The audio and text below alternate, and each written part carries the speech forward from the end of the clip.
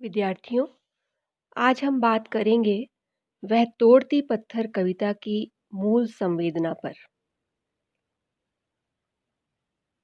वह तोड़ती पत्थर कविता मुक्त छंद में लिखी गई निराला की महत्वपूर्ण कविता है और संभवतः निराला ने इससे पहले मुक्त छंद में इतनी बहुअर्थी कविता मतलब इतने ज़्यादा अर्थ देने वाली यथार्थवादी कविता शायद नहीं लिखी है।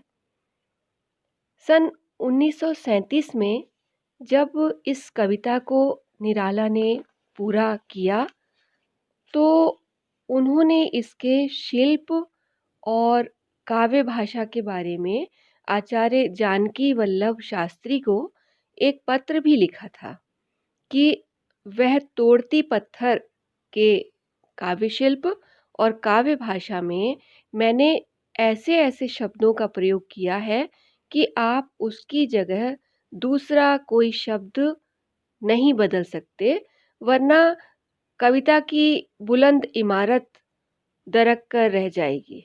ऐसा निराला ने आचार्य जानकी वल्लभ शास्त्री को वह तोड़ती पत्थर कविता के संदर्भ में लिखा था। तोड़ती पत्थर कविता में निराला ने हिंदी साहित्य में पहली बार दलितों, श्रमिकों की करुण वेदना को वाणी दी और पूंजीवादी व्यवस्था के तीव्र आक्रोश को व्यक्त किया है।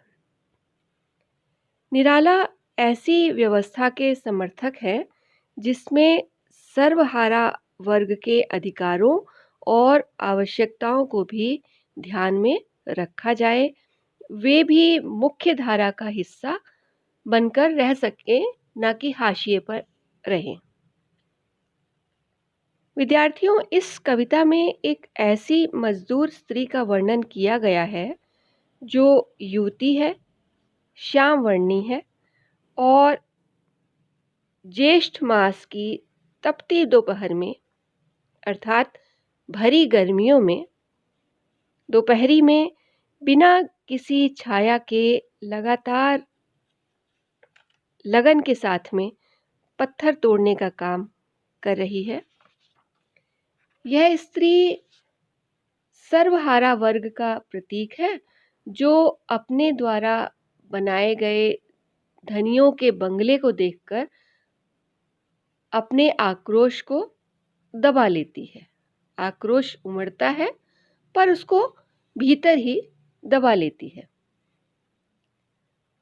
ऐसी भयंकर गर्मी जिसमें कि धरती भी रुई की तरह जल रही है और इस गर्मी में यह मजदूर स्त्री अपनी आजीविका के लिए संघर्ष कर रही है। यह सामाजिक विषमता का ही परिणाम है। इस स्त्री में स्वाभिमान भी है, वह किसी का उपकार नहीं लेना चाहती, वह किसी की सहानुभूति नहीं ग्रहण करना चाहती, अपने काम को ही प्रधानता देती है। कोई ध्यान दे या न दे, वह अपने काम में लगी हुई है।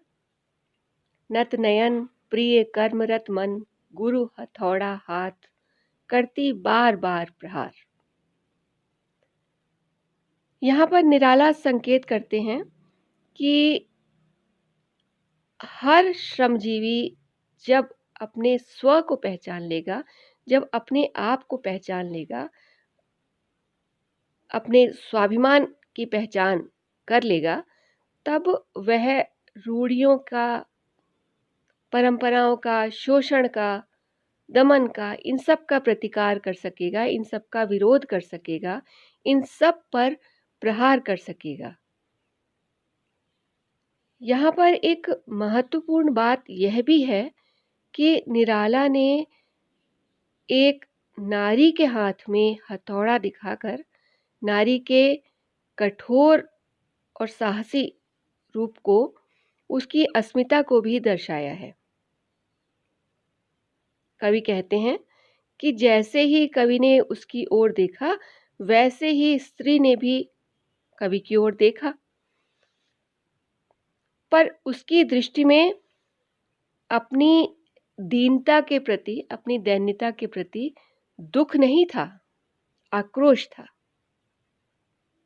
कवि के शब्दों में, देख कर रोई नहीं, देखा मुझे उस दृष्टि से जो मार खा रोई नहीं। अर्थात संघर्ष के प्रति सहज स्वीकार्यता के साथ आक्रोश का भी भाव झलकता है। यहाँ पर श्रमिक वर्ग की जिजीविषा भी है, जीने की इच्छा भी है, और दूसरी ओर मार खा रोई नहीं में सहानुभूति के बजाय मानवीय करुणा का स्वर अधिक है। उसे सहानुभूति नहीं चाहिए, उसे सहयोग चाहिए। कवि आगे कहते हैं कि जैसे कोई सितार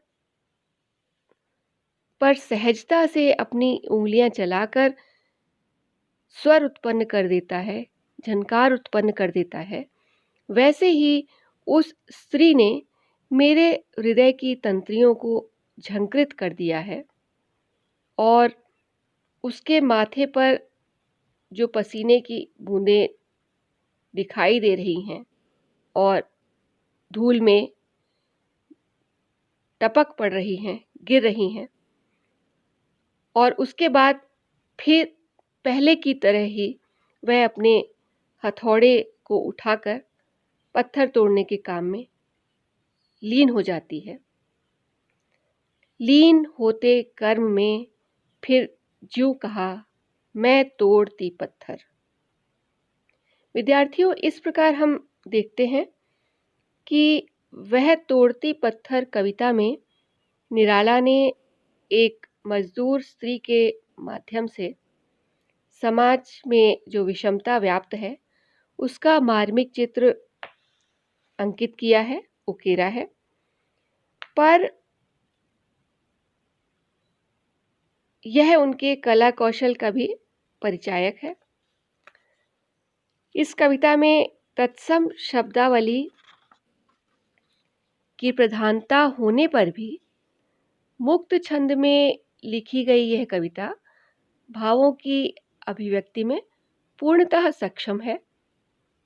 भावों की अभिव्यक्ति खूब खुलेपन से हुई है। आज से 60 वर्ष पूर्व भारतीय स्त्री की संघर्ष यातना का जो चित्रण निराला ने प्रस्तुत किया था वह आज भी टूटा नहीं है, रुका नहीं है। अधिक से अधिक ये पत्थर दर का ही है।